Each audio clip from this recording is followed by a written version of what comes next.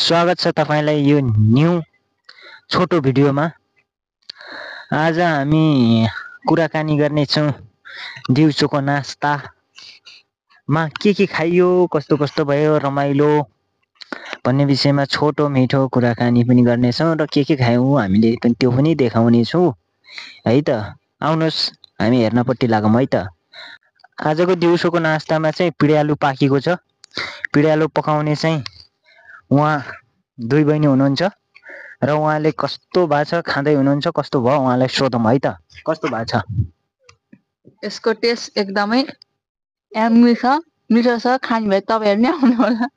उहाँले चाहिँ खाँदा खाँदा धेरै हँसाउने खाले पिँडालु रहेछ है, धेरै हाँसो लाग्ने रहेछ यो पिँडालु खाँदाखेरि चाहिँ। तपाईँ पनि खाएर टेस्ट गर्नु होला कतिको हाँस्नुहुन्छ। आफ्नै खेतबारीमा फलेको अर्ग्यानिक पिँडालु र आफ्नै चुलोमा पकाएको अर्ग्यानिक चुलोमा पकाएको हो र चुलोमा पाकेको भाँडो पनि यही हो, यही कुकरमा पाकेको, यो कुकरमा पाकेको र यही चुलाहरूमा पाकेको। यस्तो छ हाम्रो हालत। दिउँसोको नास्तामा यसरी पिँडालु पकाएर खाएर ठ्याक्क आजको नास्ता भएको छ। ल आजको भिडियो चाहिँ यति हो। बाँकी भोलिको भिडियो पनि आउनेछ। तपाईहरूले माया मोह साथ सपोर्ट देखायो भने हामी दिनैपिछे भिडियोहरू ल्याउने कोसिस गर्नेछौँ है त।